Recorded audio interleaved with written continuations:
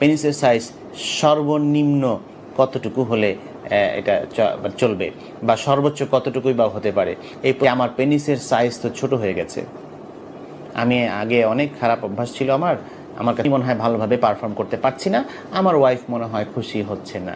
পেনিসের size এক এক দেশে এক এক অঞ্চলে, এটা আমার মনে হয় একটা ভিডিও করি, জনসচেতনতায় এটা অনেকটা ভালো ভূমিকা রাখবে। কারণ এইটা নিয়ে এত বেশি টেন্স থাকেন মানুষজন, এত বেশি বিচলিত থাকেন, এই টেনশনেই তাদের সেক্সের পারফরমেন্স খারাপ হয়ে যায়, যে আমার সাইজটা মনে হয় ছোট, আমি মনে হয় ভালোভাবে পারফর্ম করতে পারছি না, আমার ওয়াইফ মনে হয় খুশি হচ্ছে না। সবার আগে একটু বলি, পেনিসের সাইজ এক এক দেশে এক এক অঞ্চলে এক এক রাষ্ট্রে এক এক রকম হতে পারে, জাতিভেদে এক এক রকম হতে পারে, তাই স্বাভাবিক। একজন আমেরিকান বা একজন ইউরোপিয়ান বা একজন আফ্রিকান মানুষ, তিনি লম্বায় আপনার থেকে কত বড়, উচ্চতায় বা হাইটে, তো তার পেনিস তো বড় হবে, এটাই স্বাভাবিক। কারণ আপনারা অনেকেই যেটা করেন যে বিভিন্ন পর্ণ ছবিতে দেখেন বা বিভিন্ন জায়গায় দেখেন, দেখে ভাবেন যে এই যে ওনার পেনিসটা, ওই লোকের পেনিসটা এত বড়, আমার পেনিসটা এত ছোট, আমি দুর্বল, আমি তো কিছুই পারছি না বা পারবো না। বিষয়টি মোটেই তা নয়, একদমই তা নয়। আমি একদম গবেষণার কথা বলছি, আমি আমার মনের কথা বলছি না।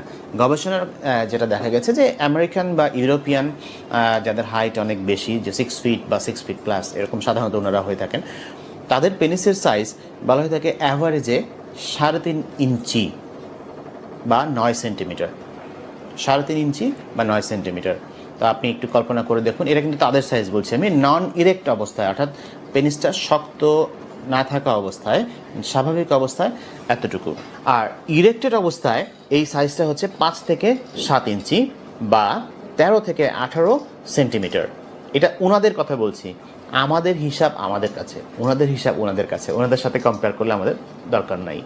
কারণ আপনার পার্টনার তো আর আমেরিকান ইউরোপিয়ান না, আপনার পার্টনার তো আপনার বাংলাদেশি, তাই না? সো এবার আমি বাংলাদেশি, ইন্ডিয়ান, ওনাদের পেনিসের সাইজ সম্পর্কে একটু বলি। ইন্ডিয়ান, বাংলাদেশি এই অঞ্চলের মানুষদের পেনিসের সাইজ সম্পর্কে জানতে গেলে যেটা আপনাকে আমি একটু বলি, সেটা হচ্ছে যে 2 থেকে 3 ইঞ্চি নর্মাল অবস্থায়, উত্থান অবস্থায় না, স্বাভাবিক অবস্থায় এটির সাইজ হচ্ছে 2 থেকে 3 ইঞ্চি। আর যখন উত্তেজিত হবে পেনিস, তখন উত্তেজিত অবস্থায় এই পেনিসের সাইজ অবশ্যই নর্মাল অবস্থা থেকে বড় হবে। আর উত্তেজিত অবস্থায় এটি 5 থেকে 7 ইঞ্চি পর্যন্ত হতে পারে, আর এটির সেন্টিমিটারে বলতে গেলে 8 সেন্টিমিটার থেকে 18 সেন্টিমিটার পর্যন্ত হতে পারে, এই সহজ হিসাব। এইবার কথা হচ্ছে যে পেনিস আকৃতির দিক থেকে চিন্তা করলে 2 রকমের হতে পারে। একটা হচ্ছে আমরা বলি গ্রোয়ার পেনিস, একটা বলি শোয়ার পেনিস। কিছু পেনিস আছে যেগুলো হচ্ছে যে এই নর্মালি খুব ছোট থাকে, কোচকানো থাকে এবং মানে ভীষণ ছোট সাইজের থাকে, যেটা আসলে মানুষকে বেশি টেনশনে ফেলে দেয় যে আমার তো পেনিস এত ছোট কেন। নর্মালি এরকম থাকে, উত্তেজিত অবস্থায় বড় হয়। এই পেনিসগুলোকে বলা হয় গ্রোয়ার পেনিস। গ্রোয়ার পেনিস উত্তেজিত হলে 100% বড় হয়ে যায়, এবং আমি যদি পরিমাপে বলতে যাই 2.1 ইঞ্চি বা তার বেশি বড় হয়ে যায় নর্মাল অবস্থা থেকে। আরেকটা পেনিস আছে শোয়ার পেনিস, দেখতে বড়, নর্মাল অবস্থায় একটু বড়ই থাকে, উত্তেজিত না, নর্মাল অবস্থায় বড় থাকে। কিন্তু মজার বিষয় হচ্ছে তাদের পেনিসটা যখন উত্তেজিত হয়, যখন তারা সেক্স করতে যান বা উত্তেজিত কিছু চিন্তা করেন, তখন যে অতটা বড় হয় না, কিন্তু তখন ওই বলা হয় যে 1.5 ইঞ্চির কম বড় হয়। তার মানে তাদের পেনিসটা হচ্ছে যে নর্মাল অবস্থায় যেরকম, উত্তেজিত অবস্থাও একই সাইজ। কাজেই আপনি হয়তো বা কখনো কোনোভাবে কোথাও কোনো ওয়াশরুমে বা কোনোভাবে চোখ না চাইতেও চলে গেছে বা কোথাও দেখছেন যে নর্মাল অবস্থায় একজন মানুষের পেনিস এত বড়, তার মানে তার উত্তেজিত অবস্থায় আরও বড় হবে। আমারটা তো খুবই ছোট, আমার তাহলে কি হবে? বিষয়টা মোটেই তা না। 2 ধরনের পেনিস আছে, একদম বৈজ্ঞানিক কথা এটা, গ্রোয়ার পেনিস অ্যান্ড শোয়ার পেনিস। আপনার পেনিস কোনটা আপনিই বুঝে নিন। কোনো পেনিসই কার্যক্ষমতার দিক থেকে কেউ কারো থেকে উপরে নয়, কাজে ভয়ের কিছুই নাই, 2টা পেনিসই সমানভাবে কাজ করে থাকে। এখন এখানে আরও কথা আছে, অনেকে বলেন স্যার আমার পেনিসটা দিনকে দিন ছোট হয়ে যাচ্ছে। এইটা কোনো বৈজ্ঞানিক ভিত্তি নাই, দিনকে দিন কোনো পেনিস ছোট হয় না। তবে দেখা গেছে এখানে কিছু কথা আছে, বৈজ্ঞানিক যে ব্যাখ্যাগুলো সেগুলো বলছি। সেটা হচ্ছে যে যখন মানুষ খুব টেনশন থাকে, মনটা দুর্বল থাকে, মনটা মরা থাকে, কিছুই ভালো লাগে না, তখন যে পেনিসটাও মনে হয় যে কেন জানি দুর্বল হয়ে যাচ্ছে, এরকম একটা চিন্তা মাথার মধ্যে আসে। এবং স্ট্রেসে থাকলেও পেনিসটা একটু কোঁচকানো থাকে, ভিতরের দিকে ঢোকা অবস্থায় থাকে। এর মানে এটা পার্মানেন্ট কোনো ড্যামেজ না। যখন উত্তেজিত হবে তখন হচ্ছে যে এটা বড় হবেই ঠিকই। তো টেনশনও থাকলে এরকম কোঁচকানো থাকতে পারে। খুব ঠান্ডার পরিবেশে বেশি ছোট অবস্থায় চলে যেতে পারে। আপনি সুইমিং বা সাঁতার করছেন, নদীতে সাঁতার করছেন, পানিতে নেমেছেন, গোসল করছেন, ওই সময় কোঁচকানো থাকবে, একদম ছোট থাকবে, নর্মাল অবস্থা থেকে আরও ছোট হয়ে যেতে মনে হবে বা ওই সময় হয়, আসলে এরকম হয়। তো ওইটা দেখে বিচলিত হবার কিছু নাই। আসলে আপনি একটু গরম পরিবেশে যান, দেখবেন যে ওটা আবার একটু স্বাভাবিক অবস্থায় আসছে। তো এইগুলো আসলে একদম রিভার্সেবল, কিন্তু এমন কিছু না যে একবার ছোট হয়ে গেছে বা কেন গেল তার মানে তো আমার পেনিসের সমস্যা হচ্ছে, মোটেই তা না। এগুলো ভ্রান্ত ধারণা, এগুলো মানুষকে টেনশনে ফেলে দেয়। ডাক্তার ঘুরতে থাকেন আপনারা, বিভিন্ন এইগুলোকে পুঁজি করে দেখবেন যে রাস্তাঘাটে অনেক ওষুধ বিক্রি করে, তাদের মাঝখান দিয়ে অনেক লাভ হচ্ছে, মাঝখান থেকে ক্ষতিটা কিন্তু আপনারই হচ্ছে যদি আপনি এই চিন্তাগুলো বেশি করেন। সো আমি মনে করি এগুলোকে একটু ক্লিয়ার করা দরকার। এই ধারণাগুলো আপনাদের মধ্যে একটু পরিষ্কারভাবে আজকে দিয়ে দিলাম। পেনিসের সাইজ এবং শেপ, এটা নিয়েও ঝামেলা আছে। অনেকে বলেন যে আমার পেনিসের একটু বাঁকা বা একটু কার্ভড, এরকম বলেন উত্তেজিত অবস্থায়। হতে পারে, গবেষণায় দেখা গেছে এরকম হয়, অনেকের একটু বাঁকা হয় ডানে বামে বিভিন্ন দিকে।